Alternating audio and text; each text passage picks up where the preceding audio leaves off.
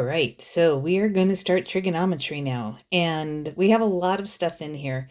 A lot of this is, well, actually, all of this is just going to be building the foundation for when we come back in January. When we come back in January, we'll build on this a whole lot more. So this is just getting a foundation, but there's a lot of stuff to this foundation. So this day of notes is going to be two sections. Angles and their measures is really about vocabulary and getting familiar with some stuff. And then we have just a little bit in the next section about right triangle trigonometry. So the sine, cosine, and tangent that you guys have seen before. Plus we're going to learn some other stuff. So let's just get started. So in section 6.1, you can see at the top there, we are going to do some vocabulary. We're going to look at measuring angles using degrees, but also something called radians, which is probably new for most of you. And then we're going to learn how to convert back and forth. So let's just get it started. So the first thing as far as some vocabulary goes, here's an angle. You guys are used to seeing that. There's the vertex of the angle. You probably heard of that. But now we're going to talk about directions that angles open up. So you can see that this arc inside the angle actually has an arrowhead on it. So it would start on this side and then open up and end on this side. So the side of the angle that it starts is called the initial side, and where the angle ends is called the terminal side. And let me move this up a little bit. We also have positive and negative angles, and so that's going to be a little bit new for us. Positive angles open in a counterclockwise direction. So they go against the direction of the hands of a clock, counterclockwise. Negative angles move in a clockwise direction. And angles in standard position have their vertex at the origin, and the initial side is on the positive x-axis. So here's an angle in standard position. The vertex is at the origin. We're starting at the positive x-axis, and we're going around. So this angle is in standard position. Even this angle that I drew here, it's in standard position. This angle is in standard position. The vertex is at the origin, and it's opening counterclockwise, but starting at the positive x-axis. Vertex is at the origin, starting at the positive x-axis. Also, something to note, look how big this angle is. You probably didn't work a whole lot with angles that were bigger than 180 degrees. Although, I mean, we're used to it. Like if you think about, in sports or skateboarding, when somebody does a 360 or a 720, we're used to that. That means they're spinning around that many degrees. 360 degrees means a full spin. If they spin twice, that's 720 degrees. So we can have large angles, and that's what we're going to be looking at that in this unit. So there's some basic vocabulary there again. All of these highlighted words are words that you should know because I'm going to use them all the time throughout class. Not just today, but through the entire semester or entire year. Then we also have something called coterminal angles. Now, coterminal angles, they're angles in standard position that have the same initial and terminal sides. I already have a picture here, so it's giving it away. But at first it may seem, wait, what? Wouldn't that be the same angle? And no. So again, standard position means the vertex is at the origin, and you start at the positive x-axis. Coterminal angles are going to end at the same place. So I could go around this far and say that's 120 degrees. I could do a full rotation and then wind up in the same spot. So that's 360 plus 120. So now I've gone 480 degrees. That's coterminal. We're still starting and ending in the same spot. I could do multiple trips around the circle and then end in the same spot. That would still work. I can even go in the negative direction. If I start on the positive x-axis and end at the same place, then that's still a coterminal angle. So these are just some examples, but if you take a look at them, these angles differ by 360 degrees. And that's true, because it's just a rotation of the circle that they're off by. Do you start and stop immediately, or do you go around the circle once and then stop? Or do you go around twice and then stop? Or do you go around 3 times and then stop? So it's always a difference of 360 degrees of one rotation. So another way of saying that, that these angles are coterminal, you could say, starting, if I wanted to find coterminal angles to 120 degrees, I could say starting at 120, add 360 degrees times n. If n is an integer, that's a fancy way of saying a multiple of 360 degrees. And again, since integers can be negative, this means I could be adding or subtracting a multiple of 360. Coterminal angles are going to become really important throughout this unit. So you're not going to see it so much in this first day of notes, but it's going to come important actually in the next day. So they actually are a pretty important thing. They are not equivalent, but you'll see when we actually work on evaluating them, they evaluate the same. So that's what coterminal angles are. Now that we got some basic vocabulary, let's look at measuring angles in degrees and radians. So I have a circle here, and we are going to be looking at big angles. So we're going to be looking at angles going all the way around the circle. In fact, we could go around more than once, as I've said.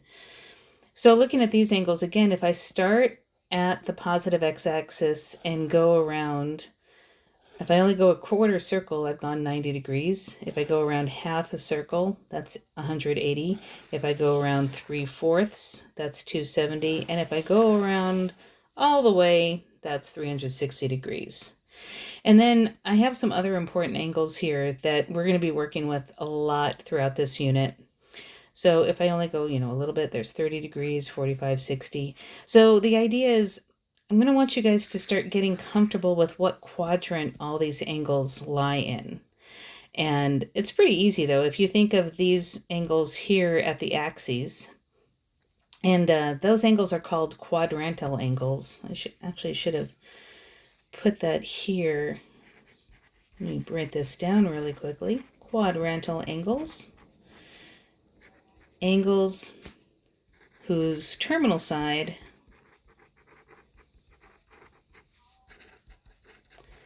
is on an axis. So 90 degrees ends on the y-axis, it's quadrantal angle. 180 degrees is called quadrantal, and so on. But these angles that are here, they're inside quadrant 1. The terminal side ends in quadrant 1, so we say 60 degrees is in quadrant 1. Even 120, yeah, part of the angle is in quadrant 1, and then there's a little bit in quadrant 2. But because its terminal side ends in quadrant 2, we say 120 degrees is in quadrant 2. And then so on. These angles here are in quadrant 3. These angles here are in quadrant 4. I don't expect you to memorize this. I expect you to think about it. If I say which quadrant is 230 degrees in, well, 230 is between 180 and 270. It's got to be in quadrant 3. That's what I expect you guys to have. And then this is just the negative angles going around in the negative direction. So there's those. Now that's degrees, and we're used to that. But look at this part down here at the bottom. Just like a foot can be divided into smaller units of measure, called inches, we can actually take degrees and divide those into smaller units of measure. And so this may be something that you haven't seen before. So let's take a look at that.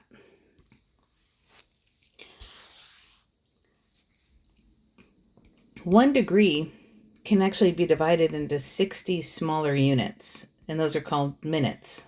Don't ask me why they used minutes, but they did, so we go with it. And then those minutes can be divided into smaller units called seconds. So, and it may seem like, God, a degree is so small. Why would you worry about dividing it even more? And I mean, think about it. Let me actually use the line tool for this. So there is the start.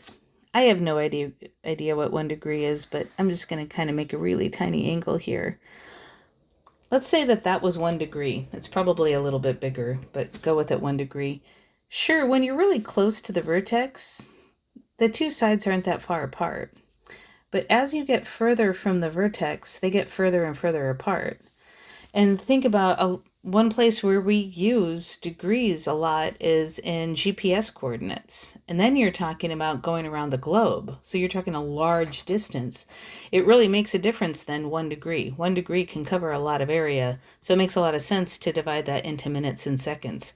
And so you'll see GPS coordinates often given in degrees, minutes, and seconds. All right, so let's take a look then.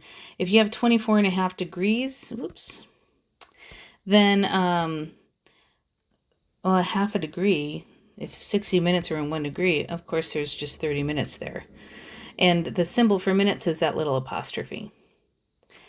If you have something going backwards, so if you have 36 degrees, 10 minutes, 32 seconds, so that's the symbol for seconds, then if you wanted to make this into a decimal, if there's 60 minutes in 1 degree and you have 10 of them, then you have 10/60ths of a degree. And then if you have 32 seconds, well, 60 seconds in 1 minute and 60 minutes in 1 degree, that's 3,600 seconds in 1 degree. So you have 32's 3,600ths. So this is how many degrees, and then you just work that out on a calculator and you get the decimal equivalent. And so, I mean, honestly, again, I'm going back to GPS because that's one of the prime examples of using minutes and degrees. You will see GPS coordinates given in both minutes and degrees and decimal form. So it's just something to know that it's out there. And then we have complementary and supplementary angles. You guys have seen that before. If two angles add up to 90 degrees, they're complementary. If they add up to 180, it's supplementary. And so, you know, these two angles add up to 90, so they are complementary. These two angles add up to 180, so they're supplementary. But keep in mind, we're talking specifically positive angles. If the angles are not both positive, then calling them complementary or supplementary actually doesn't make any sense. So it's only positive angles that we call complementary and supplementary.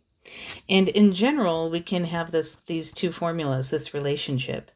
Because if you take theta and add 90 minus theta, the thetas cancel out, you're left with 90. So an angle that measures theta, another angle that's 90 minus theta, they are complementary because they add up to 90. And then similarly, if you have theta and 180 minus theta, these two angles are supplementary because they add up to 180.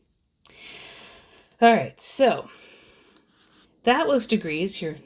Something you're pretty familiar with. You may not have known the degrees and seconds, but really probably all this other stuff you knew. But now we're going to talk about something called radians. And if you think about radians, like what is that? Well, like if I want to measure how long something is, I can use feet, inches, yards. I can use centimeters, meters, kilometers. I have all these different units of measurement for length. Similarly, for angles, we have different units of measurement that we can use. And we have degrees, but we also have something called radians. And radians is something you're going to use a lot. I'll tell you, when you take calculus, calculus is done completely in radians. When you're in physics, you're going to see physics a lot of times works in degrees, but calculus is radians. So you have to get comfortable with radians if you're planning on taking calculus at any point, whether it's next year or in future years. So let's look at radians.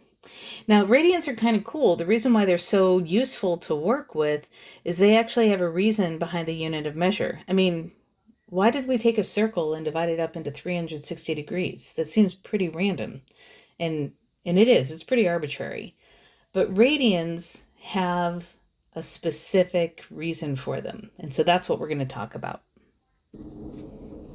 Okay, here's the definition of a radian. 1 radian is equal to the measure of the central angle that intercepts an arc equal in length to the radius of the circle. What? Well, here's a picture. So here's what it's talking about. This is called the intercepted arc, and this is a central angle because its vertex is at the center of the circle. So 1 radian intercepts an arc that's the same length as the radius of the circle. And because all circles are similar, even if this was a larger circle, the radius gets bigger, the intercepted arc gets bigger, but this angle is actually going to remain the same. So the length of the radius is the same length as the length of the intercepted arc. That makes 1 radian. So 1 radian is pretty large. I mean, if you think about 1 degree, that was pretty small. But 1 radian is pretty large. So how many radians do you think it would take to go around the entire circle? And if we think about it, think about how many radii can wrap around the circle. Because remember, 1 radian intercepts an arc that's the size of the radius. So how many radii can you put around the circle? That's going to tell you how many radians you have. And think of the circumference. The circumference of a circle is 2 pi r. So that means that there are 2 pi radii around a circle. 2 pi radius, 2 pi radii fit around one circle. So 1 rotation of a circle is equal to exactly 2 pi radians. But we also know 1 rotation is 360 degrees. So that means 360 degrees is equal to 2 pi radians. You're going to see that we often put it in terms of pi because it gives us an exact measure. And then if I just take half of both sides, if 360 degrees is 2 pi radians, then 180 degrees is pi radians. Remember, pi is a number here. It's about 3.14. So 180 degrees is about 3.14. 180 degrees is about 3.14 radians. So then here's some things to practice here with converting. Now, we can do this in multiple ways. I mean, you could think about it kind of conceptually, but let's actually use conversions here. So I'm starting with degrees. I want to change radians. This is going to be your conversion factor. That you got 180 degrees is pi radians. So if you're going from degrees to radians, then you want to multiply by pi over 180 degrees. That way the degrees cancel out. And let's do some cross-canceling to make this easier. 60 goes into 120 twice and into 180 3 times. So it's 2 pi over 3. So 120 degrees is 2 pi over 3 radians. And that's how you convert. It seems weird. Putting pi in our answer always throws people off when you're dealing with radians. But remember, a radian's kind of big.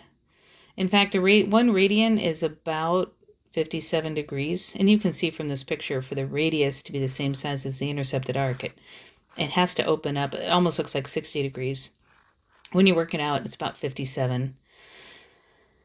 So if you did 2 times 3.14 divided by 3, roughly, 2 times 3.14 would be 6.28. 6.28 divided by 3, a little bit bigger than 2. So it's a little bit bigger than 2 radians. If 1 radian is about 57 degrees, 2 radians is about 114 degrees. But we're saying that's 2 pi over 3 is a little bit bigger than that. And sure enough, it works. So it's just something to get used to. It's going to be weird. And that's part of your homework tonight. It seems like a lot of problems, but a lot of the problems are just designed to get you used to thinking about radians. Anyway, if we do it again, if you want to pause the video, try 315 degrees. Go ahead and try that. I'm going to go ahead and work it out right now. Let's see if you get the same thing that you guys got. So again, we're going to do the same thing, 315, but we're going to multiply by pi over 180 degrees. Again, the degrees will go on the bottom, so the degrees cancel out. And let's go ahead and simplify. It may not seem very obvious what we can, how this simplifies. Definitely 5 can go into both of them, so let's just start with that. If you go 5 into 315, you're going to get 63. And 5 into 180 is 36. And then if you look at that, oh yeah, look, there's a 9 that can go into both of those. 9 goes into 63 7 times. 9 goes into 36 4 times. So you're going to have 7 pi over 4. There you go. Now, here's something to get used to, and it's weird. Just go with me on this. How many times has your math teacher, your science teacher told you, you must put your units in your answer? If you don't put the units, you will lose credit. And I am one of those as well. You will lose credit if you don't put your units in your answer. But guess what? When your answer has radians in it, you actually can leave radians off. In fact, we do that all the time. Just go with it. So this means pi over 4 radians. It's going to be very important because of that you always label degrees. Because if something doesn't have a degree symbol on it, we're going to assume that you're measuring in radians. And as we've seen, 1 radian is a whole lot different than 1 degree. So anyway, we're doing pi over 4. So this time we don't want the degrees to cancel out. So when I multiply, I'm going to put the 180 degrees on top so that they don't cancel out. And if we go ahead and cross cancel, 4 can go into 4 one time and into 180 45 times. And we can see the pi's are going to cancel. It's going to be 45 degrees. Pi over 4 is 45 degrees.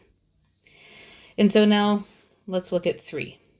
What would 3 radians be? And again, pause the video if you want to try it. We'll go ahead and work it out now. So 3 radians. We want to convert it to degrees, so we don't want the degrees to cancel out. We're going to put them in top. And there's not really anything I can go ahead and simplify by now, is there? So we're just going to say 540 divided by pi. And if you actually divide 540 by pi on a calculator, you're going to get about 171.887 degrees. So the exact answer is 540 over pi. So I'm going to put 540 over pi degrees, but that is about 171.887 degrees. And actually, if you think about it, it makes sense. We just said that pi radians is equal to 180 degrees. Pi is about 3.14. So a little more than 3 radians is 180 degrees. So if you only have 3 radians, it makes sense that you're going to have a little less than 180 degrees. So that's what a radian is. And like I said, it's going to take a little while to get used to, but we're going to be getting used to it. That's going to be a big focus for this unit, actually, is getting you used to radians, so next semester we'll be able to use them a lot more. So then let's take a look at a circle. And so there's a couple of things on this slide. Let's just look at the circle again. And let's do that same picture that we did for, degrees, as we did with radians. So I'm going to do quadrant 1 together, but then I'll just put up the other quadrants so we can see them. But actually, I'm going to just build more of it. We know that, like, right here, we haven't gone around the circle yet. We start at the positive x-axis, and we haven't even gone around. We're at 0 degrees or 0 radians. And then we know that 180 degrees is pi radians. So now let's look at some of these. If we go half of 180 degrees, we also go half of pi. So 90 degrees is pi over 2. So that means every 90 degrees is pi over 2. We have 1/2 pi, a whole pi. Here we're going to have 3 halves of a pi. 270 degrees is 3 pi over 2. And then if we go back all the way around the circle, we're back at 360 degrees, or 2 pi. These are numbers you're going to get really familiar with, and you're going to have them memorized by the end of this unit. Or actually, I should say by the end of chapter 6. Ideally, you'll have them memorized by the end of this unit, but since this unit's only a couple days long, it's really short. We're splitting up chapter 6 between the semesters. Maybe not by the end of the unit, but definitely by the end of chapter 6, you'll have them memorized. Some other key ones to know: 45 degrees. So if we were at 90 degrees with pi over 2, then half of 90 is 45. Half of pi over 2 is pi over 4. So now every time you go around 45 degrees, you're going around 1/4 pi. So let's put the degrees down first. So we've got 0 degrees, then 45, 90, and then 135 degrees. And then 180, add 45 again, we're going to get 225 degrees, 270, and then 315 degrees, and then back at 360. And then if we just add 1/4 of a pi each time, so again, starting at 0, 1/4 of a pi, 2/4 of a pi. Then we have 3/4 pi, 4/4, 5/4 pi, 6/4, 7/4 pi. And then we're back there. Again, these are going to be ones that you're going to have memorized. And you're going to have them memorized almost without trying, but you're definitely going to want to work at it a little bit. You're just going to use them so much throughout this unit. Okay, so let's look at the last ones. Going by 30 degrees. So if we go 30, add 30, 60, add 30, we're at 90, add 30, we're at 120, add 30, we're at 150, then we're at 180, then 210, 240, 270 degrees, 300 degrees, and 330 degrees. So let's take a look at this. 30 degrees is 1/6 of 180 degrees. 1/6 of 180. So that means 30 degrees is 1/6 of pi. It's pi over 6. Now there's different ways of thinking about it to fill this in. So just to give you another way of thinking about it rather than just adding, think about subtracting also. If I want to figure out what 150 degrees is, that's 180 minus 30 degrees. Or pi minus pi over 6, we're at 5 pi over 6. And then likewise, to go from 180 to 210, that's 180 plus 30, or pi plus pi over 6, so it's 7 pi over 6.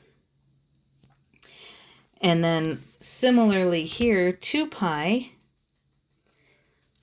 minus pi over 6 is 11 pi over 6.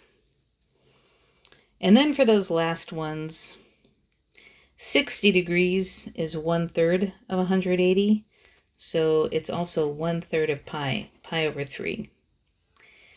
120 is twice as much, so it's 2 pi over 3.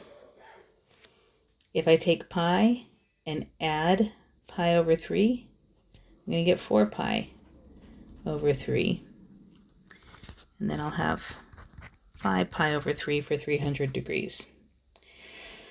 So again, I kind of took my time filling that out with you guys. This is just going to be one of those things you're going to want to focus on getting really comfortable with. I'll tell you, it's going to make the rest of the year go really smoothly, or much more smoothly, if you have these memorized and just very comfortable going back and forth between radians and degrees when it comes to these specific angles. So then if we look at radians, if you're in quadrant 1, that means you're between 0 and pi over 2. If you're in quadrant 2, that means you're between pi over 2 and pi. If you're in quadrant 3, that means you're between pi and 3 pi over 2. And then if you're in quadrant 4, you're between 3 pi over 2 and 2 pi. And so that's what that means. All right, so there's a little bit about angles. And then for the complements and the supplements, it's the same exact thing, except we're dealing with radians. So for the complement, rather than subtracting from 90 degrees, subtract from pi over 2. So pi over 2 minus pi over 5. Oh my goodness, yep, you're going to have to get good with fractions. 5 pi over 10 minus 2 pi over 10. So the answer is 3 pi over 10. That is the complement. Supplement, you subtract from 180 degrees, or if in case of radians, it's pi. Pi minus 2 pi over 3. This one's easy to look at and just say pi over 3. You have a whole pi, you're taking away 2/3 of a pi, you have 1/3 of a pi left over. All right, so there's that. And then finally, just a quick little thing about arc length, just to give you a taste of why radians can be so convenient. So let's look at arc length. So arc length is the length of this arc. And so arc length then is part of the circumference of the circle. The the circumference is the length around the entire circle. Arc length is just part of that length. So we use the letter S for arc length. I'm not sure why, but it's pretty standard. And then theta is the measure of the central angle that intercepts that arc. So if we want a formula to find the arc length, since arc length is part of the circumference, it's part of C, well, what part? Well, we know all the way around a circle is 360 degrees, but we've only gone theta of those. And then the circumference is 2 pi r, and that's pretty much it. That's all we can do with it. But if we're talking radians, again, it's still part of the circumference, but this time the circumference, or sorry, the one rotation is measured in radians, so we say it's 2 pi. So what part of the circle? Well, it's theta out of 2 pi, and the circumference is 2 pi r. The 2 pi's cancel, and you're just left with theta r. Look at this formula compared to this formula. I like this formula a whole lot better. And it's just, like I said, just one example to get you started of why radians are actually a lot more convenient to work in. You may go, why don't we do radians all the way from the beginning? That's a really good question. We're just so stuck in degrees, I don't think we'll ever switch from degrees. Okay, so that was a lot of information in the first section, and luckily the second section is a lot more what you're comfortable with. So we're going to look at right triangle trigonometry. We're going to look at the 6 trigonometric ratios, though. You may only know about 3 of them. We're going to look at 3 others. We're going to look at something called identities. I'll tell you what those are. We are going to look at using a calculator, because as much as I prefer us not to use a calculator as much as possible, there are times we need one. And we'll look at just a real world example to get an idea. It's going to be pretty simple, though. Okay, so this is probably something you're very familiar with, so I'm going to just go through this quickly. You have a right triangle. Looking at one of the acute angles, then you always have a hypotenuse to the right triangle. And then from the acute angle that you're looking at, the leg that touches the angle is called the adjacent leg, which I'll label with an A. And then the leg that does not touch the angle is called the opposite leg. I'm going to label that with an O. You guys probably remember SOHCAHTOA. So sine is opposite over hypotenuse. Sine, we say the sine of an angle is the length of the opposite leg over the length of its hypotenuse. And you always have to say the angle after the words, after sine. It makes no sense because you need to know which angle you're looking at to know which leg is the opposite leg. So sine must always be followed by an angle, and same with cosine and tangent. And remember, these are the actual, what I wrote in pink are the names of the functions, but when we're working with them, we abbreviate them with these 3 letters. So sine, don't say sin theta.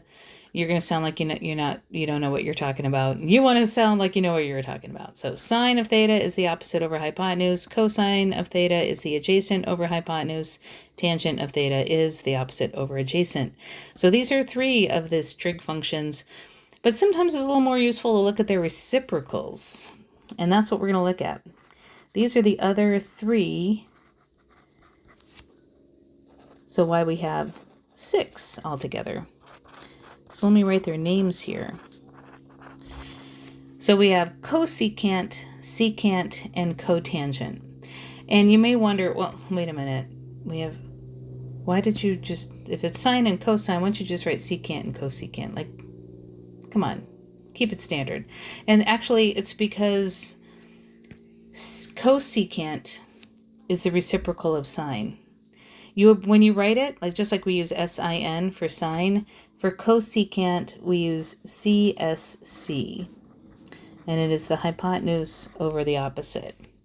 And then secant is the reciprocal of cosine, and we abbreviate it as SEC. And that is h over a. It's the reciprocal. Cotangent is COT, and that's adjacent over opposite. And it may not make any sense right now, probably doesn't. Like, wait, why would the reciprocal of sine be cosecant, but the reciprocal of cosine be secant? And as you start working with these and you start seeing the relationship between stuff, it actually makes sense why this is called the reciprocal of that. It's actually really cool how all these pieces work together, but there's so much to it, there's no way I can explain it right now. So you just have to trust me that I'm not making a mistake right now. So there's those. You are going to have to memorize those. Unfortunately, I'm going to tell you there's a lot of memorization in this unit, but you got to memorize it to become fluent in it to help you with the later units in Trig. So there's that. So let's look at just using some examples here. If you feel like you might have a handle on Trig already from what you did last year and you want to try some of these examples before I go over them, feel free. But otherwise, let's just look at them. So if you're given the sine of beta is 4 over 7, we have to find the other trig functions. Well, let's see how we can do this. One way is you can just draw a picture. Another way you're going to see we can use identities. That's coming up. But right now we don't know those, so we can draw a picture. We can draw a triangle. And just, maybe this will mess you up, but hopefully it won't. Just to show you, you can draw the picture any way you want. But we're going to draw a right triangle. And I'm going to label one of those angles as beta, one of the acute angles. Now, if sine of beta is 4 over 7, and we know that sine is the opposite over the hypotenuse, then from angle beta, label the opposite side as 4 and the hypotenuse is 7. And then you can just use the Pythagorean theorem to find that third side. So we have one leg. We don't know the other leg, but we know the hypotenuse. So 16 plus b squared is 49. B squared is 33. So b is root 33. So I know that this side is root 33. And that's all you need. Now you can easily answer the other ones. So if you weren't able to do it yet, try pausing the video and see if you can write the other ones now using the O, A, and H. But here's what I mean. So we already know sine. We don't need that one. We know that cosine of theta, actually it's beta this time. Cosine of beta is adjacent over hypotenuse. So the adjacent is root 33 and the hypotenuse is 7.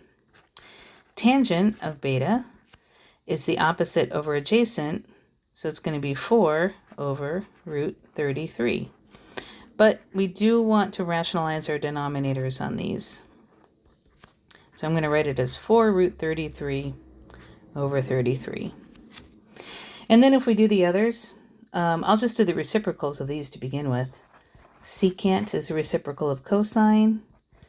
So it would be 7 over root 33. But then we have to rationalize. So it looked like this. The reciprocal of tangent is cotangent. And I'm writing theta again. I should be writing beta. The reciprocal of tangent is cotangent. So cotangent of beta is root 33 over 4. And then the last one, the reciprocal of sine, is cosecant beta was the reciprocal, so it's going to be 7 over 4. And there you go. There's your answer. So then we have this example right here. So let's try this example. Just draw a picture. Let's see here. I have this right here. I know that's a 0.23. So it says the terminal side of an angle in standard position goes through the 0.23.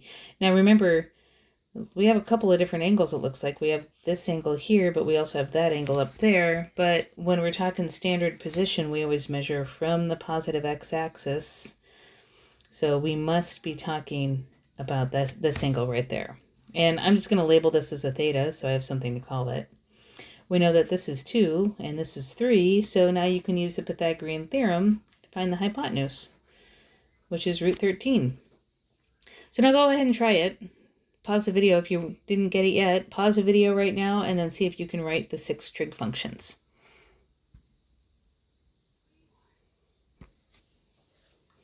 All right, and this is what you should have gotten. Okay. Well, let's take a look at this. Filling out this. So how are we supposed to fill all this out? Remember your special right triangles. And I don't know if you remember them, but we have a 30, 60, 90 triangle.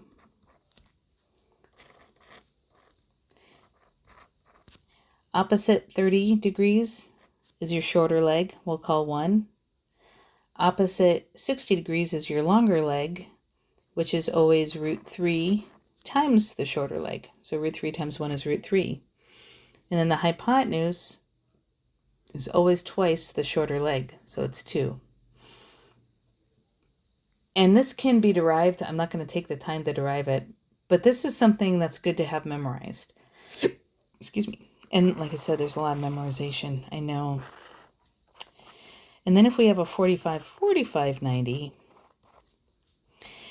the legs are equal, and we'll label those as 1. You can use the Pythagorean theorem then to find the hypotenuse as root 2. So using those special right triangles, see if you can fill in this table. And I'll pause the video right now, try filling it in, and then I will reveal the answers in a moment. All right, so here are the answers. The one thing I do want to point out is notice I did rationalize the denominators for these two. So anyway, this is what you should get. Now, I'm just going to warn you right now. This is a table that you're going to want to memorize. By the end of this unit, and I say unit, meaning chapter 6, sorry. By the end of chapter 6, you're going to want to have this memorized. It's really going to help. If we were in person, where you were doing things without notes, I would actually be having drills with you guys. Remember back in the day when you took multiplication quizzes? I would be making you guys do that with these to make sure that you're memorizing these. This is something you're going to want to be fluent in. Imagine if you didn't know your multiplication facts and you had to find a common denominator of 12 and 18. Imagine how hard that would be. And, I guess, imagine if you didn't know, it may not seem like that big a deal, but imagine you don't know your multiplication facts and you had to do that. What a nightmare that would be. It's the same thing here. Trust me, memorize them. All right, now let's look at identities. This is our last thing before we just look at a simple word problem. The word problems are going to be pretty simple so far. Okay, we already talked about reciprocals. The reciprocal of sine is cosecant, so the reciprocal of cosecant is sine. Cosine and secant are reciprocals. Tangent and cotangent are reciprocals. But then we can say that tangent is sine over cosine. And it's pretty easy to convince you of this. I'm just going to do it really quickly. If we did, I'm going to erase this when I'm done. Sine of theta over cosine theta. Thinking of O's and H's. Sine of theta is O over H. Cosine of theta is A over H. And the H's are going to cancel. You're going to get O over A, and that's tan theta. It's a really easy way to look at it. And that's exactly why it's true. So tangent is the same thing as sine divided by cosine. And then because cotangent is the reciprocal, then cotangent is cosine over sine. And so it's very handy. The identities may not make a lot of sense right now, but trust me, again, later on, we're going to use them a lot. So a little bit of notation before I get to something called the Pythagorean identities. If I want to square a trig function or raise it to any power, I would, because if I don't write it in parentheses, I probably should have put this part. If I don't write it in parentheses and I just say that means sine of theta squared. That means you're only, squaring the angle, but we want to say that we're squaring the entire thing. So standard notation is to put the exponent right there. That way we don't have all these parentheses all over the place. So with that said, then I have these identities here. Sine squared plus cosine squared is equal to 1. And then I can rewrite that into these different forms. If I solve for the sine squared, then 1 minus cosine squared is sine squared, and so on. And then, using what I just did up here, if I take this and divide everything by cosine, sine squared by cosine squared, so sine over cosine would be tangent, so that's tangent squared. Cosine squared over cosine squared is 1, and 1 over cosine squared, that would be secant squared. So you can easily get from this one to this one, and then again dividing everything by sine squared gets you this guy. And so now we have those Pythagorean identities. The ones you should work on memorizing are going to be these. The other ones are just rewriting those. And then finally we have something called cofunction identities. And remember previously how we talked about theta and 90 minus theta, 90 degrees minus theta, those are complementary angles. The sine of an angle is the cofunction of the complement, cosine of 90 minus theta. And same thing, cosine of an angle is its cofunction of its complement. Secant and cosecant, we call cofunctions, secant, cosecant, and again, theta and 90 minus theta are complementary angles. So all of these 6 statements say exactly the same thing. The trig function of an angle is the cofunction of the complement. And that's what a cofunction identity is. So how can we use these? Well, let's take a look here. So we got this guy right here. Cosine of theta is 1/3. Find sine theta and cosine. Oh, I meant to say tangent. Let me fix that real quick. And miraculously it's changed. So given cosine, find sine and tangent. But this time, rather than drawing the triangle like we did above, you're going to use the identities. What? Okay, so let's take a look. What do I mean by that? If I want to find sine, but I know cosine, scrolling through these identities that I gave, is there an identity that relates sine and cosine together? Is there a formula where you see sine and cosine in the same thing? And there is, if you look right here. The Pythagorean identity has sine and cosine in the same thing. So we know that sine squared theta plus cosine squared theta is equal to 1. But I've given you cosine. I've told you that cosine of theta is 1/3, but we need to square it. So that means sine squared theta, plus 1/9 is 1. Sine squared theta, then if I subtract 1/9 from both sides, we're going to get 8/9. So sine of theta is the square root of 8/9. And that's how you do it using identities. Now, let's go ahead and work with this. We got root 8 over root 9.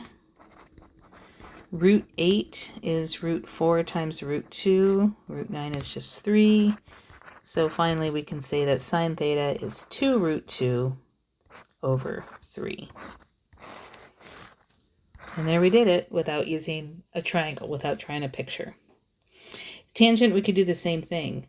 This time for tangent, we'll use the formula that tan theta is sine theta over cosine theta. If you were to go look through those identities, that's the only identity you're going to see that somehow relates tangent to either sine and or cosine. So this is the one we're going to have to use. We know that sine, now in this case, I'll tell you honestly, a lot of times it's going to be easier if you go back to, well, actually, forget what I was going to say. I'm just going to go ahead and go with it. Sine is 2 root 2 over 3. Cosine was given as 1 over 3. So the the 3's are going to cancel. We're going to have root 2 root 2 over 1, which is just 2 root 2. Oof, I can't speak today. And there we go.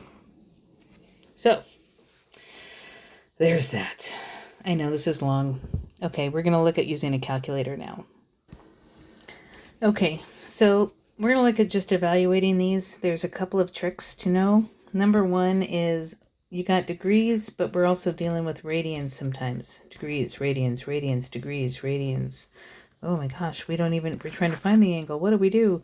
Also, we have the reciprocals, secant and cotangent. So there's little special things. The first couple, pretty straightforward, and each calculator is going to be different on this, so you're going to have to learn your calculator. If you have any questions, you can ask me during class or study hall. So I have a graphing calculator here. Now, if you have one of the newer ones that has a color display, there'll be something along on the top of the screen right here, and that'll show you actually what mode you're in. But I'm going to hit the mode button right here, so you can see it's highlighted right there. And notice on the third line it says radian and degree. By default, these calculators go to radian mode, because again, radian is actually a lot nicer to use. So I'm in radian. If I want to go to degree, I have to move down here and highlight degree and then hit enter. And now I'm actually in degree mode. And then I do second quit to get out of there.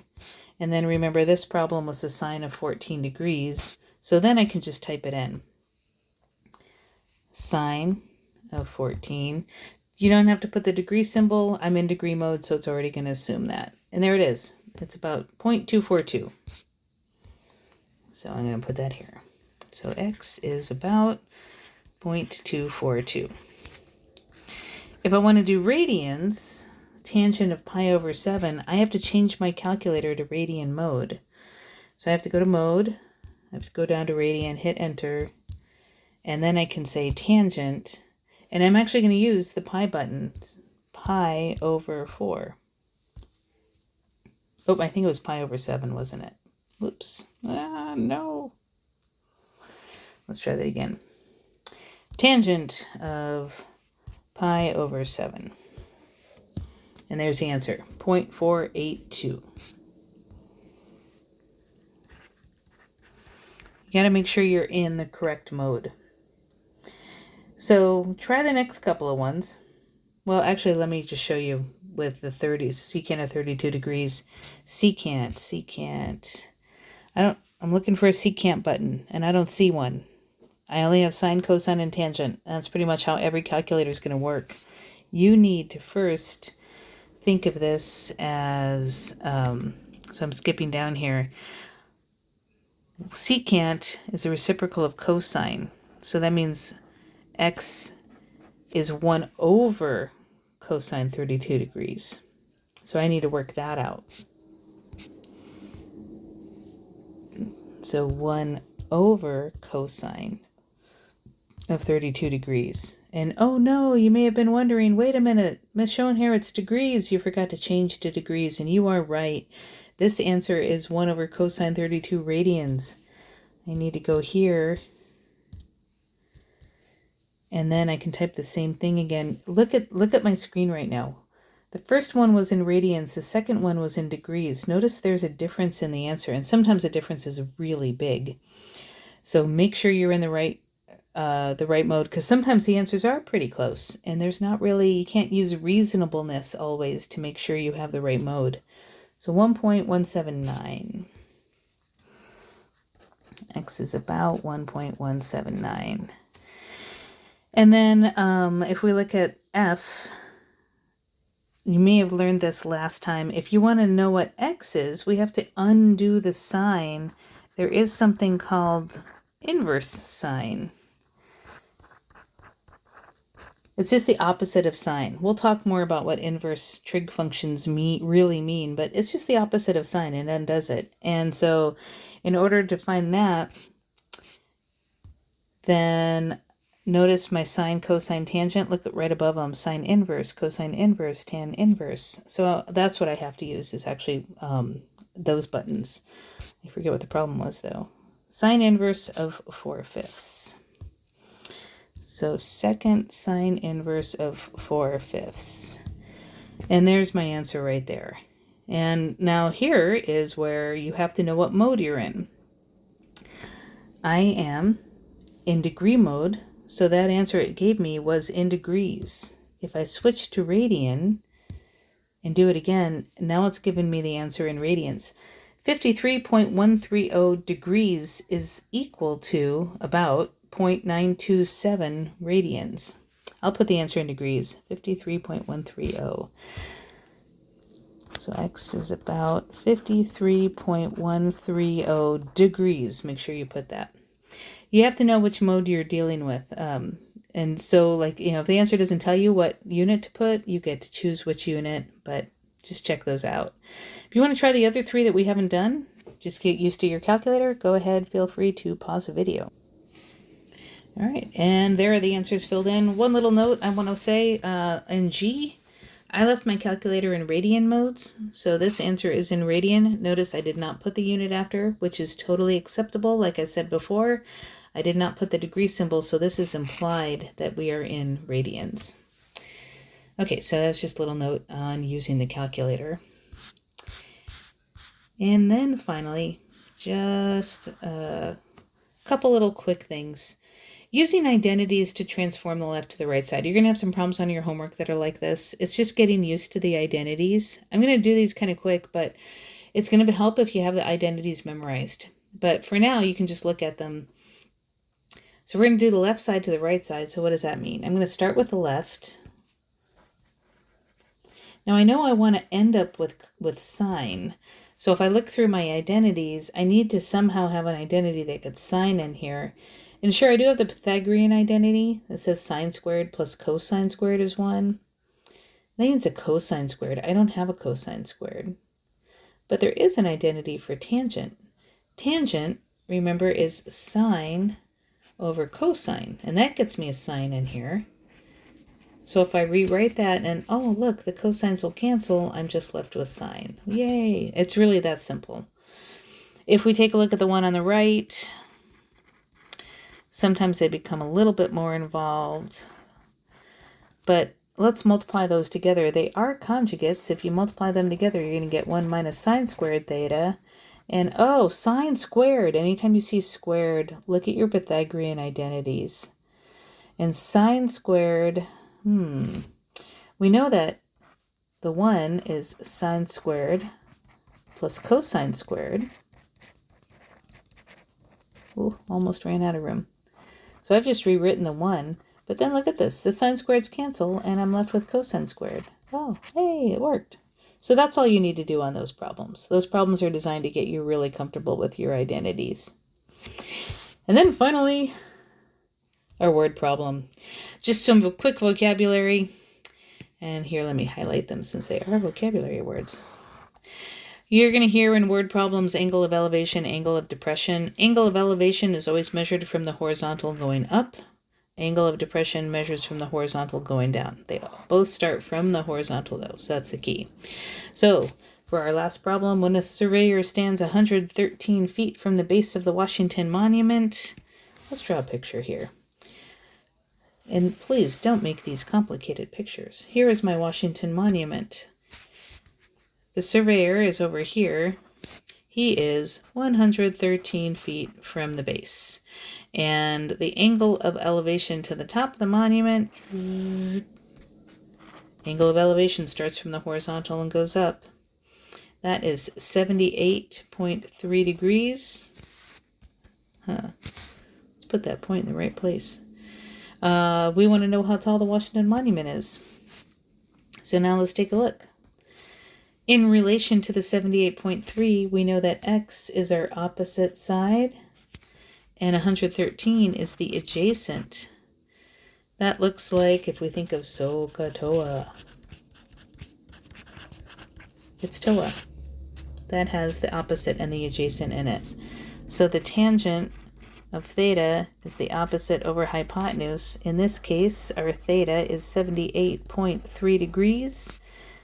We do not know the opposite leg. That's what we're trying to find. But 113 is our I said hypotenuse. That should be adjacent. But the adjacent leg is 113. To solve for x, if we multiply both sides by 113, we get this. And that is our calculator ready form. I can go to my calculator, make sure I am in degree mode, which I'm not, so I had to. And then 113 times tangent of 78.3 degrees is about 545.66. Oops, not degrees, should be feet. And that is your answer. So that's the idea. A lot of stuff in this first thing, I know. I know this was a long video, our longest one yet, but a lot of stuff in here to get used to.